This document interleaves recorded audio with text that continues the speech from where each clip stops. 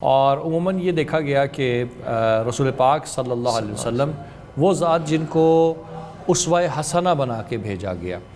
وہ ذات جن کے بارے میں کہا گیا کہ آپ اعلیٰ خلق پر ہیں، اور وہ ذات کہ جن کی زبان مبارک سے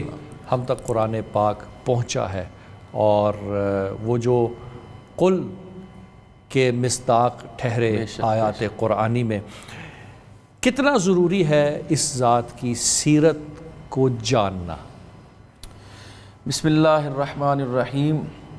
بہت بہت شکریہ ڈاکٹر صاحب آپ کا۔ ہم سرکار دو عالم نور مجسم صلی اللہ علیہ وسلم کے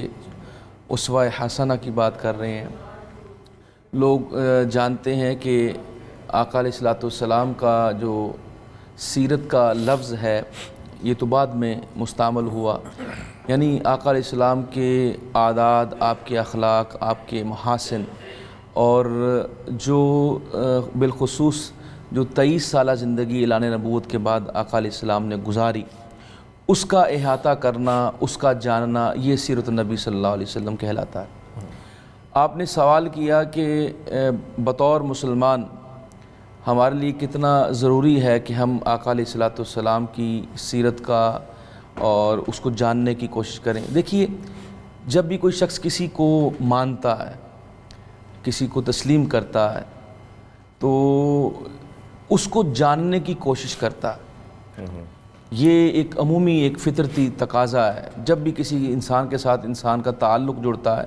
کسی بھی ذات کے ساتھ، کسی بھی چیز کے ساتھ کوئی تعلق استوار ہوتا ہے، تو انسان فوری طور پہ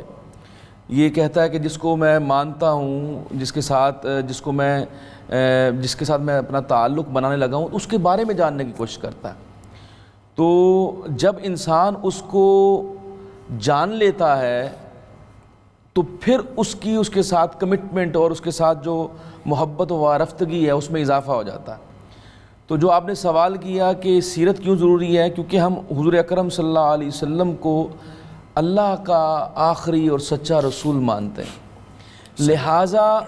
جب ہم ان کو یہ تسلیم کرتے ہیں کہ وہ آقا علیہ الصلوۃ والسلام ہم کلمہ پڑھا اور ہم حضور اکرم صلی اللہ علیہ وسلم کے اوپر ایمان رکھتے ہیں، تو لہٰذا جس کے اوپر ہم ایمان رکھتے ہیں اب اس کے لیے جاننا ان کو بہت ضروری ہے، تو اس کے جاننے کا ہی نام سیرت النبی صلی اللہ علیہ وسلم کا ہے۔ اچھا، سوال یہ ہے کہ آپ نے کہا کہ جاننے کا نام ہی سیرت النبی ہے، سو گورا ہے، کافر ہے، مغرب میں مستشرقین ہے، وہ بھی پڑھ کے جان لیتے ہیں، تو کیا یعنی یہ سیرت النبی اسی حد تک ہے، جاننے کی حد تک ہے؟ جی دیکھیے، ایک تو یہ بڑا ریلیونٹ کوشچن ہے آپ کا۔ دیکھیے، کوئی چیز آپ نے مستشرق کی جہاں ہم اپنے ہاتھ جو تعریف کرتے ہیں وہ یہ ہے کہ وہ مغربی شخص جو مشرقی علوم کو حاصل کرے، عمومی طور پہ تو یہی ہے، لیکن ہم اسلام کے تناظر میں اس کو اس طرح لیتے ہیں جو مغربی شخص مشرقی علوم کا یعنی اسلام کا مطالعہ اس نظر سے کرے کہ وہ اس کے اندر سے عیب نکالنے کی کوشش کرے، اس میں سے نقص نکالنے کی، نقد کرے،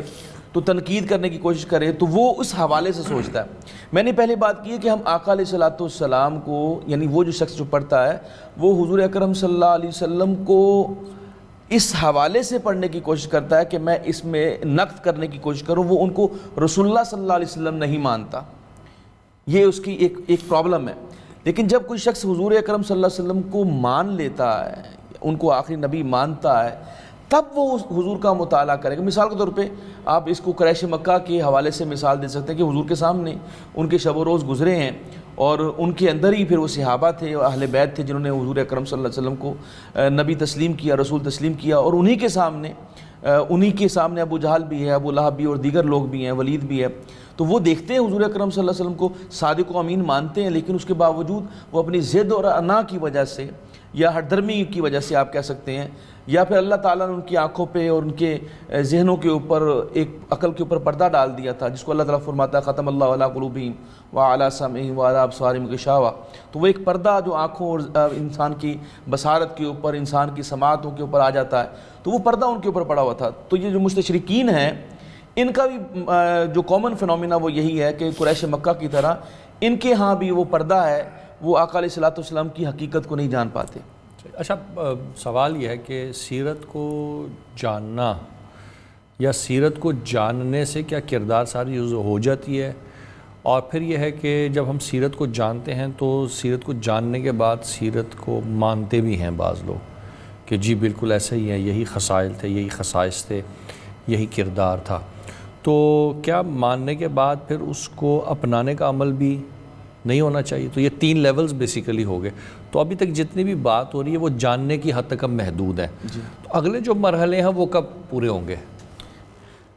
دیکھیں، پہلی چیز تو یہ ہے کہ حضور اکرم صلی اللہ علیہ وسلم کے حوالے سے جیسے آپ نے کہا کہ صرف جان لینا، اگر ہم حضور اکرم صلی اللہ علیہ وسلم کو جیسے اپنا ابتدائیہ میں کہا تھا کہ اللہ تعالیٰ نے فرمایا لَقَدْ كَانَ لَكُمْ فِي رَسُولِ اللَّهِ أُسْوَةٌ حَسَنَةٌ، کہ ہمارے لیے بہترین نمونہ جو ہے وہ آقا علیہ السلام کی ذات ہے. یعنی پہلی چیز تو یہ ہے کہ ہم نہیں جانتے تھے کہ اللہ تعالیٰ نے کائنات کو بنایا، ہم نہیں جانتے تھے. تو یہ سب کچھ ہمیں انبیاء کرام نے بتایا اور سب سے آخر میں سرکار دو عالم صلی اللہ علیہ وسلم نے بتایا. اب ہم نے بطور ایک مسلمان، اللہ تعالیٰ خود قرآن پاک میں فرماتا کہ ہم نے تمہیں اپنی عبادت کے لیے پیدا کی ہے. اب عبادت سے مراد، بندگی سے مراد صرف نماز پڑھنا یا روزہ رکھنا تو نہیں ہے،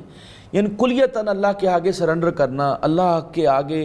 اپنے آپ کو جھکا لینا، سر تسلیم خم کر لینا، یہ عبادت کا معنی ہے. یعنی آپ ٹوٹلی طور پہ اللہ تعالیٰ کی بندگی کریں. اب ہم نے کس طرح کرنی بندگی، ہم نے اللہ تعالیٰ کو کیسے منانا؟ کیا ہم ٹکرے ماریں؟ کیا ہم وہ جو یہودیوں کی طرح وہ دیواریں گریا کے جا کے وہاں پہ ٹکرے مارنا شروع کر دیں؟ یہ تو طریقہ نہیں ہے. اب ہم نے اللہ کو منانا ہے، اللہ تعالیٰ کی باتوں پہ عمل کرنا ہے. تو اللہ نے فرمایا وَمَا يَنْطِقُ عَنِ الْهَوَىٰ إِنْ هُوَ إِلَّا وَحْيٌ يُوحَىٰ، یعنی حضور اپنے زبان کو جنبش بھی نہیں دیتے جب تک کہ وحی قرآن اللہ کا پیغام نہیں آ جاتا. تو آقا علیہ السلام جو بالخصوص جو رسول ہوتا وہ اللہ کے بغیر تو بالکل بھی کسی بھی طرح کا کوئی بھی عمل نہیں کرتا. نہ وہ اپنی زبان کو جنبش دیتا ہے، نہ وہ اپنے قدموں کو حرکت دیتا ہے، نہ اپنے ہاتھوں کو حرکت دیتا ہے. وہ سراپا اللہ تعالیٰ کے احکامات کو بجا لا رہا ہوتا ہے، وہ سراپا اللہ تعالیٰ کے آگے جو ہے وہ اپنی بندگی کو شو کر رہا ہوتا ہے. تو بطور مسلمان ہم نے جب اللہ تعالیٰ کے احکامات پہ عمل کرنا ہے، اللہ کی بندگی کرنی ہے، تو ہمارے پاس کوئی وے آؤٹ نہیں ہے سوائے اس کے کہ ہم سرکار دو عالم صلی اللہ علیہ وسلم کو فالو کریں. اور اس کو فالو کرنے کے لیے ضروری ہے کہ ہم حضور کی سیرت کو جانیں کہ آقا علیہ السلام بیٹھتے کیسے تھے، آقا علیہ السلام کے اطوار کیسے تھے، آپ کا اخلاق کیسا تھا، آپ سفر میں کیسے تھے، حضر میں کیسے تھے، امن میں کیسے تھے، جنگ میں کیسے تھے. تو وہ ساری چیزیں ایک بطور ایک نمونہ اور سب کے لیے، کیونکہ حضور اکرم صلی اللہ علیہ وسلم نے یہ کمال ہے حضور اکرم صلی اللہ علیہ وسلم کا کہ ہر ایک کے لیے، کوئی تاجر ہے، کوئی اپنا ملازمت کرتا، اس کے لیے بھی اگر کوئی رولز اینڈ ریگولیشن سمجھنے کی کوشش کرتا ہے تو وہ آقا علیہ السلام کی زندگی اس کے لیے نمونہ ہوگی. اگر کسی نے بزنس کرنا ہے تو وہ حضور کی زندگی سے استفادہ کرے گا. تو آپ ہر پہلو کے حوالے سے، چاہے وہ مرد ہے یا عورت ہے، ہر حوالے سے اگر آپ دیکھیں گے تو آقا علیہ السلام آپ کو رہنمائی کرتے ہوئے نظر آئیں گے. اور یہی حضور اکرم صلی اللہ علیہ وسلم کا معجزہ ہے کہ آپ کی ساری سیرت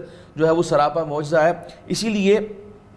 ہم یہ کہتے ہیں کہ حضور اکرم صلی اللہ علیہ وسلم کی سیرت کو جان لینا ایسے نہیں کہ جس آپ نے ایک واقعہ پڑھ لیا یا آپ نے جسٹ ایک انسان کی ہسٹری پڑھ لی. ایسا نہیں ہے کہ حضور اکرم صلی اللہ علیہ وسلم کہ آپ دیکھیں کہ آپ کی 40 سالہ زندگی پہلے کیسے گزری ہے، بعد والی کیسی گزری ہے، حضور اکرم صلی اللہ علیہ وسلم نے زندگی کس طرح گزاری، اس کے مختلف پہلوؤں کو دیکھیں. تو صرف یہ نہیں ہے کہ ہم سب کو جان لیں. آپ کا بڑا ریلیونٹ کوشچن ہے. یہ اس وقت تک وہ حل نہیں ہو سکتا جب تک انسان یہ نہ تسلیم کر لے بطور مسلمان کہ ہمارے لیے نجات کی راہ اور اللہ تعالیٰ کو منانے کا راستہ سوائے اس کے اور کچھ نہیں ہے کہ ہم سرکار دو عالم صلی اللہ علیہ وسلم کی زندگی کو فالو کریں. اور حضور کی اتباع، یعنی جس کو آپ کہتے ہیں اطاعت کے علاوہ اتباع جو ہے وہ اتنی ضروری ہے کہ جتنی ہم حضور اکرم صلی اللہ علیہ وسلم کی اتباع کریں گے ہم اتنا ہی اللہ تعالیٰ کو راضی کریں گے، ہم اتنے ہی ایک بہترین انسان بن سکیں گے.